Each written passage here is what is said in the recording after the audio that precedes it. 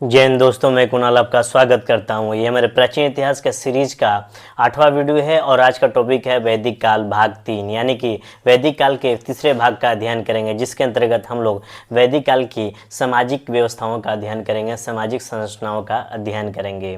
वैदिक काल के दूसरे भाग में हम लोगों ने राजनीतिक संगठन का अध्ययन किया था। आज हम लोग वैदिक काल के तीसरे भाग में सामाजिक संरचना का अध्ययन करेंगे।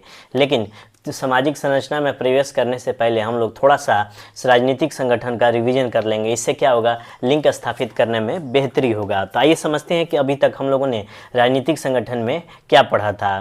तो हम जानते हैं कि वैदिक काल को दो भागों में बांटा गया था, पूर्व वैदिक काल और उत्तर वैदिक काल। पूर्व वैदिक काल का समय काल 1500 से लेकर 1000, वहीं पर उत्तर वैदिक काल का 1000 से लेकर 600 के बीच में रहा है। तो हमने देखा था कि पूर्व वैदिक काल की जो भी संरचना थी, राजनीतिक संरचना थी, वो ट्राइबल सिस्टम थी, जनजातीय थी। कैसी थी? ट्राइबल सिस्टम थी, ठीक है ना। वहीं पर अगर बात करें तो यहाँ पर राज्य अस्तित्व में आ चुके थे, यहाँ पर स्टेट सिस्टम आ गए थे। अगर वही बात करें तो यहाँ जो भी युद्ध होता था, वार होता था, अधिकारों के लिए वार होता था, चीज़ों के लिए, वस्तुओं के लिए अधिकार हुआ कर रहा था, थिंग्स के लिए होता था। जबकि यहाँ पर जो वार होता था काऊ के लिए होता था एंड एरियाज़ के लिए होता था, ताकि कृषि के लिए अधिक से अधिक भूमि एक्वायर की जा सके और कृषि व्यवस्था मजबूत की जा सके। यहाँ पर कम्युनिटी सिस्टम था, यहाँ पर कम्युनिटी सिस्टम था, जैसे कि सभा, समिति, विदत और गण था। लेकिन यहाँ पर कम्युनिटी सिस्टम आते आते कमज़ोर पड़ने लगा था। देखे थे हम लोगों ने कि इन सभा, समिति, जो सभा थी, समिति थी, विदत था, गण था, ये सारा का सारा सभा, समिति और गण राजा पर नियंत्रण करता था। लेकिन सभा समिति का यहाँ पर नियंत्रण खत्म हो गया था राजा पर, ठीक है। उसके बाद हमने देखा था कि सभा और समिति में महिलाओं का अधिकार था, महिलाओं को प्रवेश का अधिकार था, वहाँ पर महिलाएं भाग ले सकती थी सभा और समिति में। जबकि उत्तर वैदिक काल में ये सभा और समिति में महिलाएं भाग नहीं ले सकती थी। यहाँ पर सभा, समिति, विदत और गण का राजा पर नियंत्रण होने से राजा ऑटोक्रेटिक यानी कि तानाशाही नहीं होता था, लेकिन यहाँ आते आते राजा मनमानी कर सकता था। तो ये रहा थोड़ा सा पीछे का रिवीजन हम लोगों ने करके देखा कि कैसी कैसी व्यवस्था थी, ठीक है ना। और थोड़ा सा और भी नज़र दौड़ाएं तो इन लोगों की जो जीवन था पूर्व वैदिक काल का, जनजातीय संस्कृति थी। हमने बताया था जनजातीय संस्कृति थी, ठीक है ना। जनजातीय संस्कृति होगा तो लोग कैसे होंगे? सरल लोग हो जाएंगे। जबकि उत्तर वैदिक काल के लोग नगरीय संस्कृति में प्रवेश कर चुके थे। नगरीय संस्कृति थोड़ी सी जटिल होती है। अगर बात करें तो ये लोग मुख्यतः पशुपालक थे, ठीक है ना, मुख्यतः पशुपालक थे और कृषि करने लगे थे। लेकिन यहाँ तक आते ये पशुपालक भी थे, कृषक भी थे। इसके अलावा आधुनिक अर्थव्यवस्था का विकास हो गया था। आधुनिक अर्थव्यवस्था का विकास होने से क्या हो गया कि दस्तकारी व्यवस्था आ गई थी, दस्तकारी व्यवस्था आ गई थी। दस्तकारी व्यवस्था आने से हमारे समाज में लोहार, ठीक है ना, बढ़ई, ये सारे वर्ग उत्पन्न होने लगे थे। इसके अलावा यहाँ व्यापार भी होने लगा था। व्यापार कैसे होते थे? आंतरिक व्यापार हुआ करता था। अगर इनके चरित्र की बात करें तो ये अर्ध यायावर चरित्र के व्यक्ति थे, अर्ध यायावर प्रवृत्ति के लोग थे, ठीक है। इस कारण इनका जीवन अस्थाई नहीं था, ठीक है ना, इनका जीवन अस्थाई नहीं था। जबकि इनका जीवन अस्थाई प्रवृत्ति वाला हो गया और ये गंगा के तराई क्षेत्रों में ये लोग बसने लगे थे।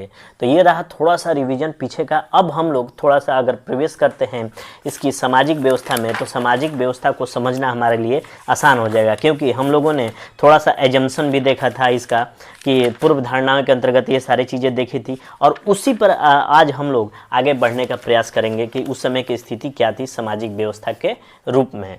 तो आगे बढ़ते हैं, सामाजिक व्यवस्था को हम लोग देखते हैं। तो ये देख लीजिए, ये जो पूर्व वैदिक काल है पशुपालक लोग हैं, लेकिन ये उत्तर वैदिक काल थोड़ा सा विकसित हो गया, नगरीय संस्कृति ली हुई थी, ये कबीलाई संस्कृति ली हुई थी।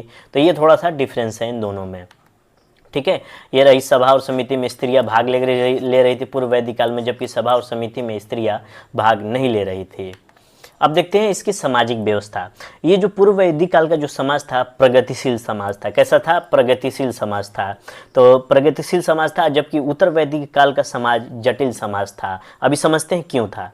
जो पूर्व वैदिक काल का जो समाज था वो सगोत्रता पर आधारित था, यानी कि कबीला जो होता था, कबीला जो भी कबीला था, कबीले के लोग एक ही गोत्र के माने जाते थे। सगोत्रता का मतलब हो गया कि जो भी कबीला होगा वो सारे के सारे एक ही गोत्र के माने जाएंगे। एक कबीले के लोग एक ही गोत्र के माने जाते थे। इस कबीले के लोगों को जन, ठीक है ना, कबीले के लोगों को क्या कहा जाता था? जन। हम इसके प्रमुख को राजन कहा जाता था। ठीक है, इसको थोड़ा सा दिमाग में रखिएगा। और जब कबीला बड़ा हुआ तो गांव में तब्दील हो गया, गांव में तब्दील हो गया, और एक गांव यहाँ बस गया, एक गांव यहाँ बस गया। ठीक है, और ये दोनों गांवों के बीच में अगर युद्ध होता था तो उसे हम लोग संग्राम का नाम देते थे। किस चीज़ का? संग्राम का। ये थोड़ा सा ध्यान रखिएगा। यानी कि दो गांवों के बीच की लड़ाई को हम लोग संग्राम कहा जाता था। और इस समय तक परिवार को गृह कहा जाने लगा। परिवार को क्या कहा जाने लगा? गृह। इसको याद कर लीजिएगा। हालांकि लास्ट में मैं थोड़ा सा एक टेबल दे दूंगा किसमें क्या कहा जाता था, किन शब्दों का क्या अर्थ होता था। तो ये प्रगतिशील समाज था। आगे देखेंगे क्यों प्रगतिशील समाज था। यहाँ जो पूर्व वैदिक काल का जो समाज था सगोत्रता पर आधारित था, यानी कि एक कबीले के लोग एक ही गोत्र के माने जाते थे, और कबीले के लोगों को जन कहा जाता था और इसके प्रमुख को राजन कहा जाता था, तथा परिवार को गृह कहा जाता था पूर्व वैदिक काल में। इसको थोड़ा सा दिमाग में डाल लीजिएगा। लेकिन अब अगर बात करें उत्तर वैदिक काल का, तो यहाँ का समाज जटिल समाज हो गया। क्यों हुआ? क्योंकि नगरीय स्वरूप लिए हुआ था। नगरीय स्वरूप थोड़ा सा जटिल समाज होता। अब क्या हुआ? यहाँ जो कबीला था अब कबीला नहीं रह गया। ठीक है ना। और यहाँ जो सगोत्रता था, यहाँ से सगोत्रता हटकर गोष्ठ हो गया। देख रहे हैं, गोत्र क्या बदल गया? गोष्ठ। यानी कि क्या हुआ? कबीला अब नहीं रह गया, गोष्ठ रह गया। यानी कि वो स्थान जहाँ परिवार की गाय को रखा गया था। यानी कि गोष्ठ ऐसा स्थान होता था जहाँ परिवार के गाय को रखा जाता था, अनेक परिवार के गाय एक साथ रखा जाता था। ठीक है ना। और एक बात है कि सगोत्रता में विवाह नहीं होता था। सगोत्रीय लोग विवाह नहीं करते थे। आज भी देखते हैं कि एक गोत्र के लोग विवाह नहीं होते हैं। भारद्वाज है, कोई वशिष्ठ है, तो इन लोगों का एक भारद्वाज से विवाह नहीं कर सकता है। तो इस तरह से उस समय भी था। तो वो परंपरा देखिए वहाँ से उत्तर वैदिक काल से ये परंपरा चली आ रही है। तो सगोत्र में विवाह करना प्रतिबंधित था। ठीक है। इसके बाद हम लोग देखेंगे कि यहाँ का जो समाज था ये पूर्व वैदिक काल का पितृसत्तात्मक और मातृसत्तात्मक जो दोनों था। ठीक है ना। कैसे था अभी देखेंगे। लेकिन जो उत्तर वैदिक काल का जो समाज था पितृसत्तात्मक था। यहाँ पर महिलाओं की स्थिति उत्तर वैदिक काल में आते आते कमजोर हो गई, इसलिए पुरुषों का महत्व बढ़ गया, पुरुषों का समाज में महत्व बढ़ गया, और जो हमारा समाज था पितृसत्तात्मक हो गया। पितृसत्तात्मक समाज अधिक मजबूत हो गया। पिता जो था वो प्रमुख हो गया परिवार के अंतर्गत, क्योंकि नारियों की स्थिति धीरे धीरे दयनीय होती चली जा रही थी। ठीक है। नारियों की स्थिति दयनीय होती चली जा रही थी। तो इसके उदाहरण के रूप में देखें तो नारियां जो थी विधवा विवाह नहीं कर सकती थी, वहू विवाह नहीं कर सकती थी, नियोग परंपरा नहीं कर सकती। जबकि पूर्व वैदिक काल में विवाह के मामले में नियोग परंपरा था, स्वयंवर की व्यवस्था थी, बहु विवाह का प्रथा था, विधवा विवाह का प्रथा था। तो देखिए ये महिलाओं के लिए ये थोड़ा सा समय बेहतर समय था और प्रगतिशील समय था।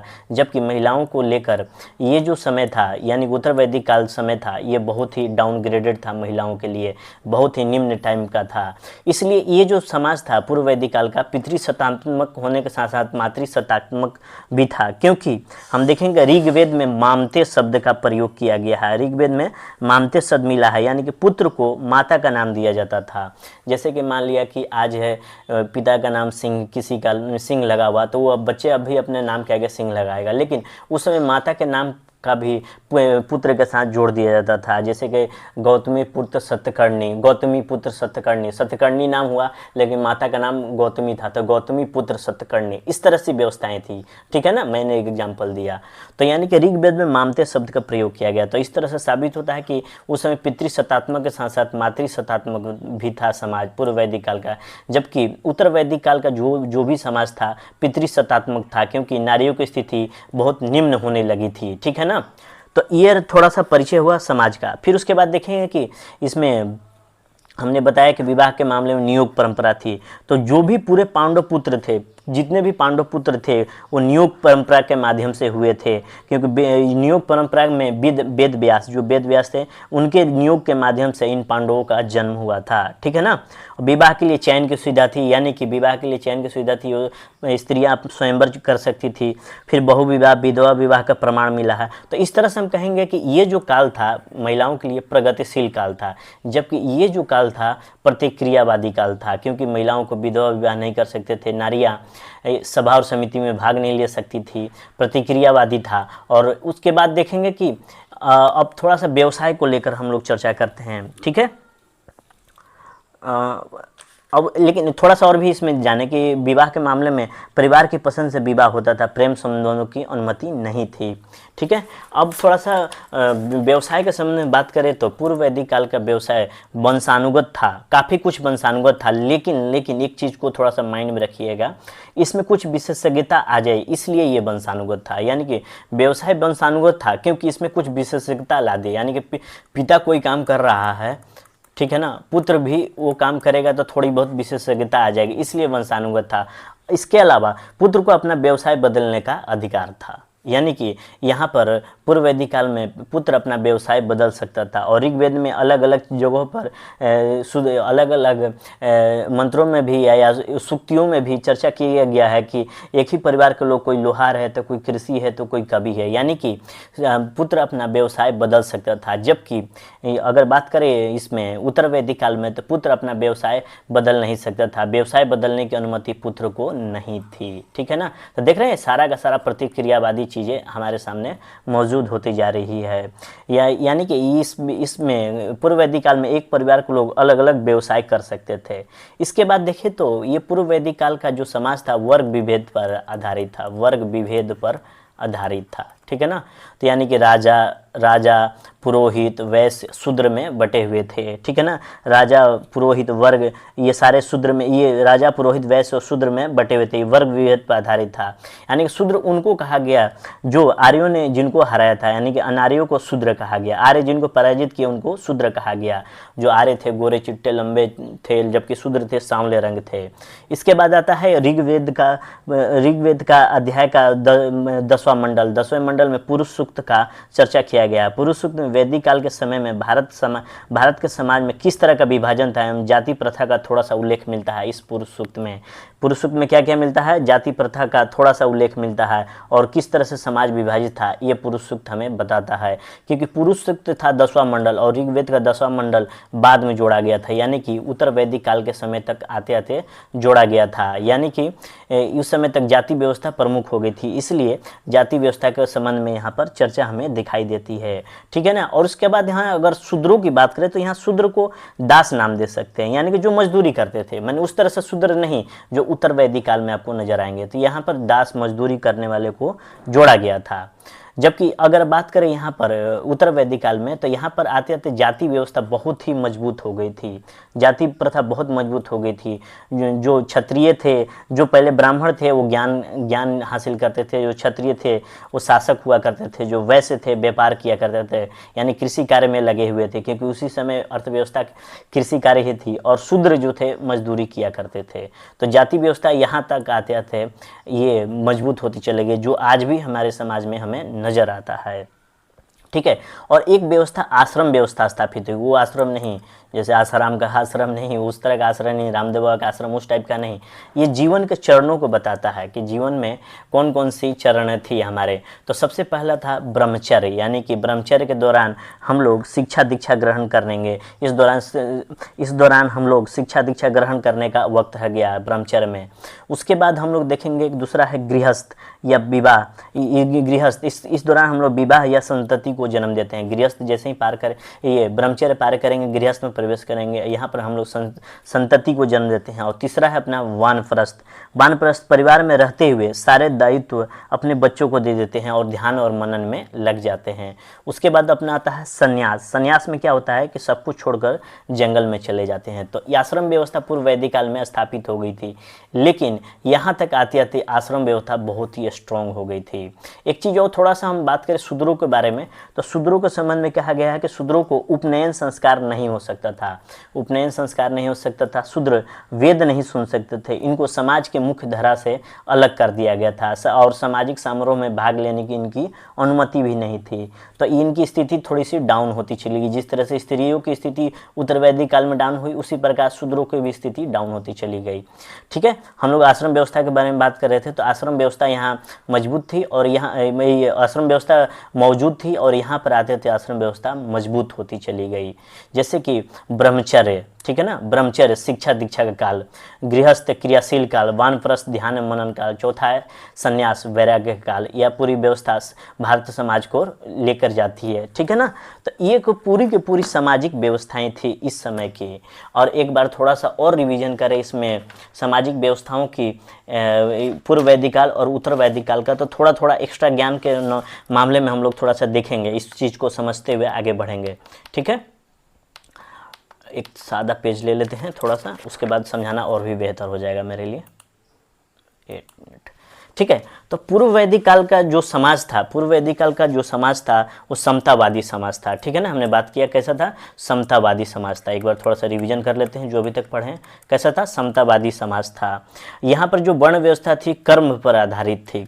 वर्ण व्यवस्था किस पर आधारित थी, कर्म पर आधारित थी। और इसका उल्लेख हमें कहाँ मिलता है, स्टार्टिंग में तो 9वें मंडल में मिलता है इस वर्ण व्यवस्था का, लेकिन व्यवस्थित रूप से डिटेल में 10वें मंडल में मिलता है, यानी कि पुरुष सूक्त में हमें नजर आता है। वर्ण व्यवस्था के उत्पत्ति का वर्णन, दास प्रथा का प्रचलन यहाँ पर हमें नजर आ जाता है। और इस समय पूर्व वैदिक काल में परिवार सबसे छोटी इकाई होती थी और यहाँ पर पितृसत्तात्मक और मातृसत्तात्मक तथा संयुक्त परिवार हमें दिखाई देता है।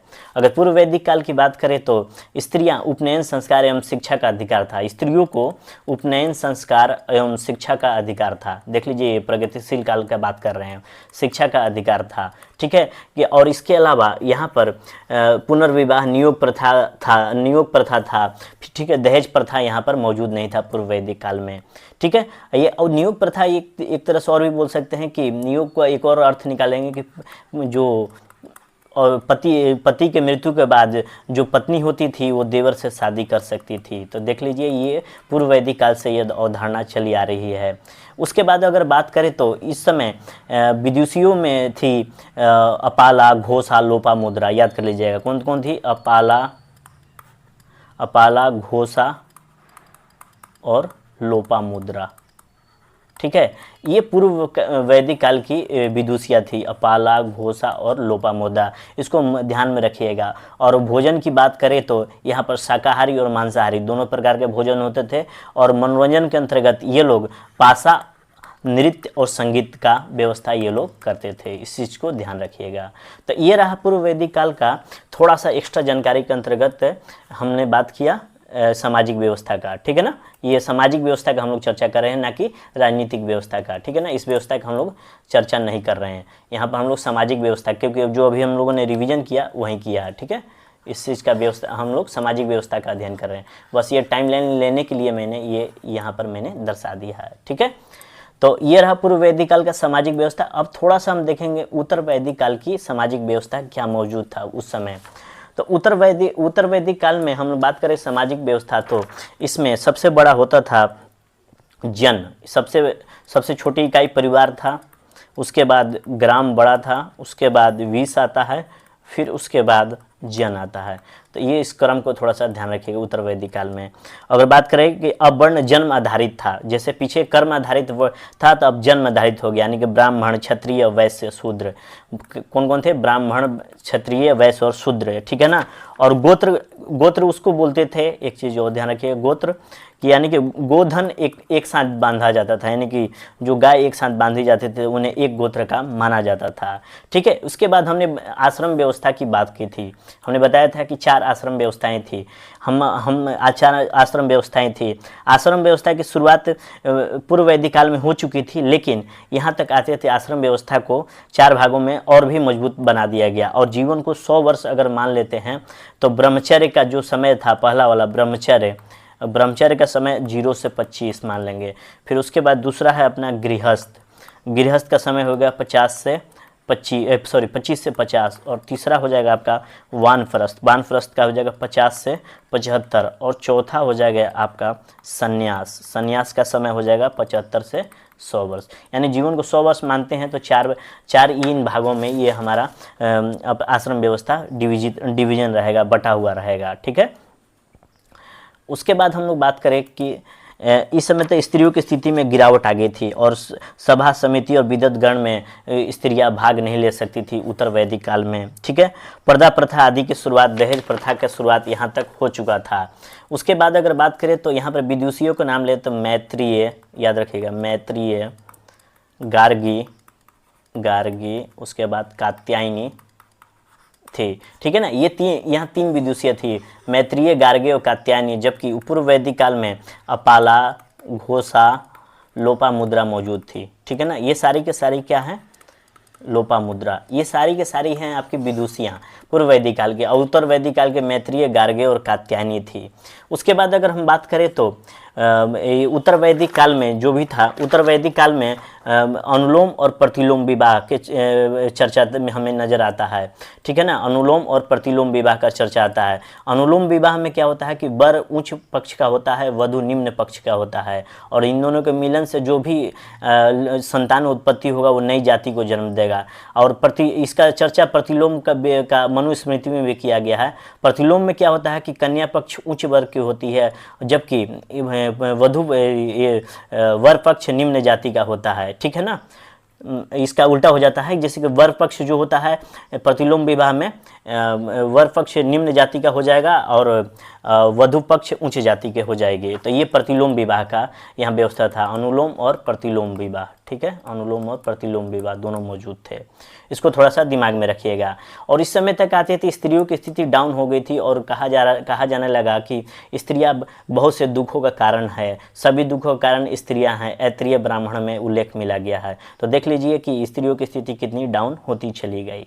ठीक है, तो ये रहा अपना सामाजिक व्यवस्था पूर्व वैदिक काल और उत्तर वैदिक काल का, दोनों को हम लोग तुलना करके पढ़े। तो ये थोड़ा सा देख लीजिए कि ये आश्रम व्यवस्था में शुरुआती में होता है आपका चलेंगे हम लोग तो ब्रह्मचर्य अवस्था में रहेंगे पहले, फिर उसके बाद गृहस्थ में प्रवेश करेंगे, फिर उसके बाद वानप्रस्थ में, फिर उसके बाद संन्यास ले लेंगे। महिलाओं की स्थिति में भी यही थी। ठीक है ना, ठीक है, तो इसको थोड़ा सा ध्यान रखिएगा। तो ये रहा अपना पूर्व वैदिक काल और उत्तर वैदिक काल का सामाजिक संरचना। ठीक है, आज हम लोग पूर्व वैदिक काल और उत्तर वैदिक काल की सामाजिक संरचना पढ़ी। अगले अध्याय में हम लोग पूर्व वैदिक काल और उत्तर वैदिक काल दोनों को एक साथ रखते हुए उसकी आर्थिक व्यवस्था तथा सामाजिक व्यवस्था का अध्ययन करेंगे। लेक्चर बड़ा ना हो जाए इसलिए मैं ऐसा चीज़ें अपना रहा हूँ। ठीक है, तो आज भर इतना ही रखते हैं। आपके सहयोग के लिए धन्यवाद। नमस्कार, जय हिंद।